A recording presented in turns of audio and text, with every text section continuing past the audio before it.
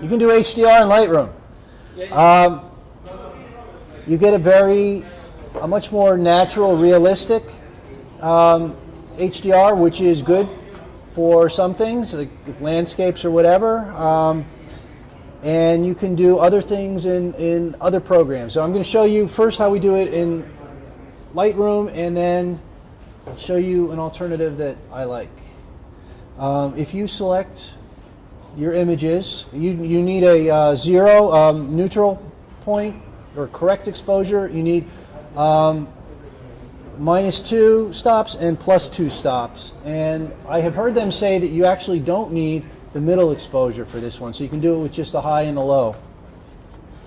But I usually shoot 2. I don't always have the option to do it on a tripod, so I put it into the power mode and just squeeze off 3 shots. I have my camera set for -1, 0, and -2, 0, and +2 for exposures.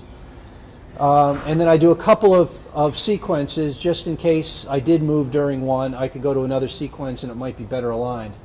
But right here we're going to go to photo merge, and we're going to do HDR.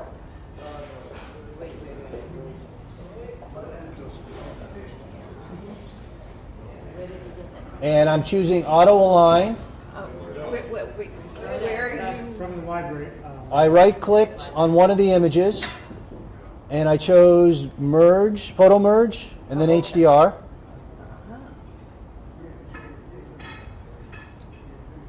And for this particular image, there's not really much that's ghosting, much that might be moving, so I just had it on none, and I'm going to do merge. Okay, and it comes out here. And we're going to go to the develop module, and just want to show you, it comes out as a DNG, and if you go to basic, it does the auto tone for you, or the basic tone mapping. Normally I believe you have option to go -5 stops with exposure or +5 stops.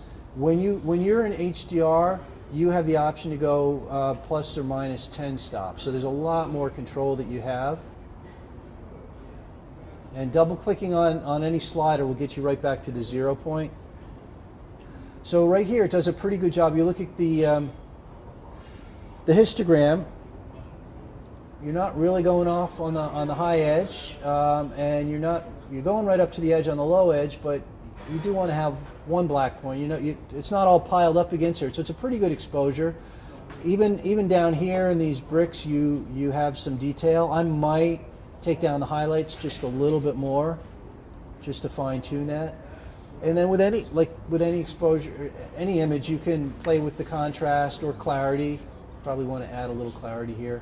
I like structure a lot in the especially in architectural stuff. And I'll just go to grid view for a little bit.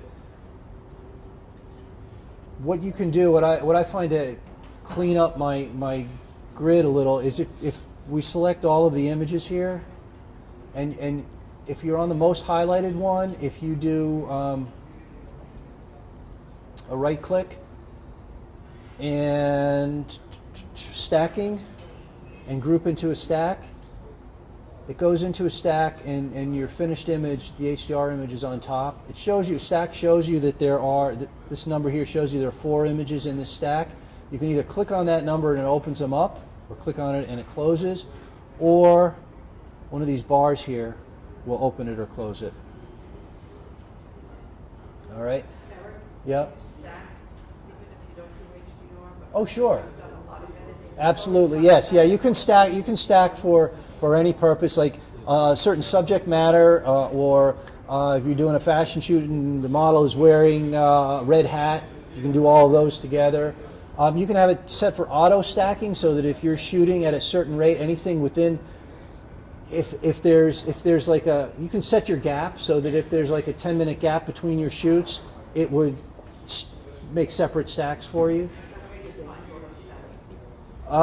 It's in, yeah, here it is. down at the bottom of this, auto stack by capture time. So let's take these images, not this one. I'm looking at the merged image, and you're supposed to have that number at the top there. I don't see it. Not the merge image. This is for stacking. This number you're talking about right here, Right. that's stacking. So it's not for merging. No. Sorry. Okay. So I'm going to pick my original 3 images, and this time I'm going to right click, and we're going to go down. Instead of what we did here to get Photo Merge HDR, that's in Lightroom. Now we're going to take it out. We're going to go to Aurora.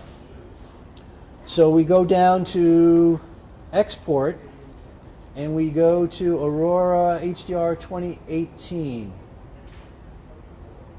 I love this program. We've been using it a lot. So you have things, I want to check the alignment box, and this gives you an option here of ghost reduction. I don't think there's ghosting here. And I usually do check this chromatic aberration removal, although you can go back and do that in Lightroom afterwards. So once I've got that done, I'll do create in HDR. And so this one has a bunch of presets that are available in different categories. Right now I'm looking at the architecture category, and it comes out with a pretty good starting point, fairly neutral. You can play around with stuff. You can go for gritty looks. You can go for a softer look, an HDR look. You can pick a different category and maybe go for dramatic. What's the name of the program? It's Aurora HDR. It's made. The company just changed its name. It was MacFun. It's now Skylum, because it was just Mac only, but now it's Windows also. And you got a variety, a little more artistic stuff to work with. The one that's done in Lightroom is very realistic, and I think it's quite good if you're doing architecture or landscape and you want to be accurate. If you want to get beyond that and maybe get a little artistic, you can play with one of these other ones. So I'm not going to go into detail on this. I'm just going to say apply. And now that opens up here as well.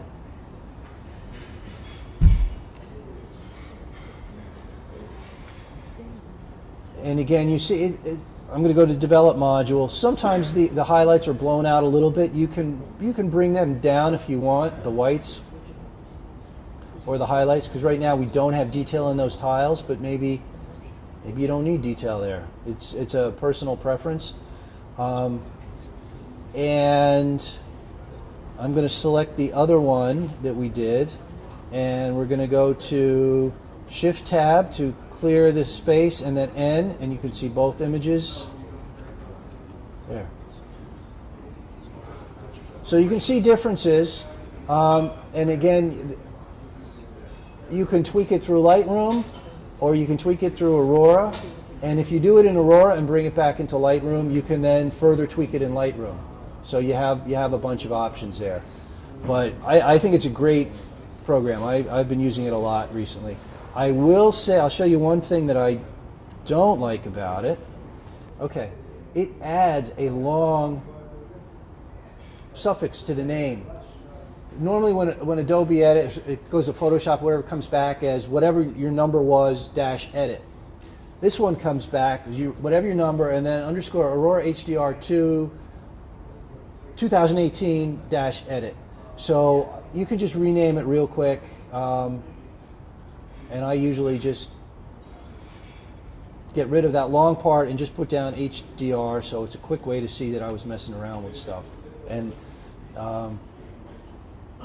you can bring that into your stack too if you wanted to, again, by just highlighting all of them, and now this is the most highlighted, and if you do Command G, it brings it all together, and that's on top. And now you see there are 5 images in that stack.